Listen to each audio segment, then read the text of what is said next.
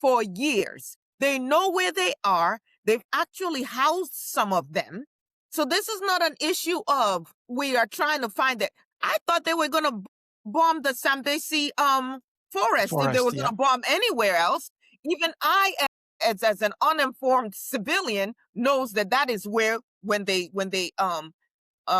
abducted the Chibok girls, that's where they ran into. Yeah. And so the people of this area, now this is America with all its precision bombs and drones, said some homes were destroyed. Nobody died. Most of the bombs fell in open areas. So like Comrade was saying, in terms of fighting Boko Haram or ISIS, this was not it.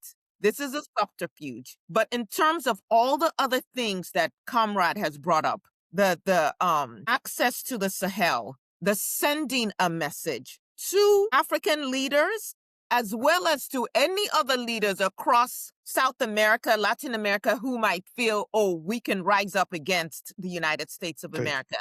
Yeah. We cannot also ignore all beyond the military base, all of the minerals and resources that are available in Nigeria and the surrounding countries. And it's really the West and the United States in particular realizing that we are in a very important phase of our existence. Yep. Where what is happening in the Sahel can spread. That is why they had to go into Benin the way they did to quench that as quickly as possible. That is why they are holding up this dictator in Tanzania.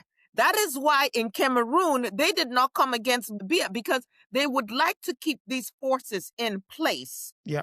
As opposed to see the will of the people, which is to reclaim who we are. But right now, we really have no sovereign nations in Africa. Yeah. It's a joke. Yeah. I mean, I mean, I don't think that we are seeing the end of this in terms of the potential, but maybe I'm not reading Nigeria correctly. It's very difficult for me to believe there will not be some internal consequences on Tinubu going forward. Yeah. Yes. I believe that there will be, but what also concerns me is I think most of us have lived long enough to remember there are weapons of mass destruction in Iraq. The same Saddam Hussein that the CIA built up and funded, all of a sudden they manufactured this reason to go and decimate that area. And there are artifacts, and I shouldn't even call it that. There are things of importance that go back centuries that disappeared. They are in private collection somewhere. That country, I don't know, and that region, I don't know how long it will take them to recover. When they came against Libya and Gaddafi, and all of a sudden we're concerned about this bombing that took place decades earlier. We got to get rid of him.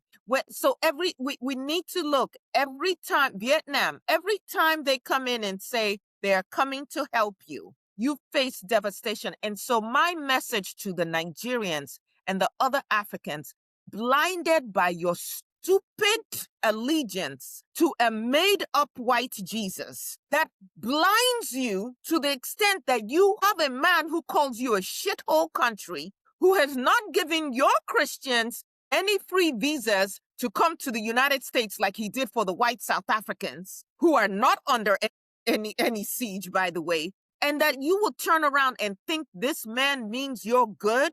I'm sorry. Are you stupid or are you crazy or what?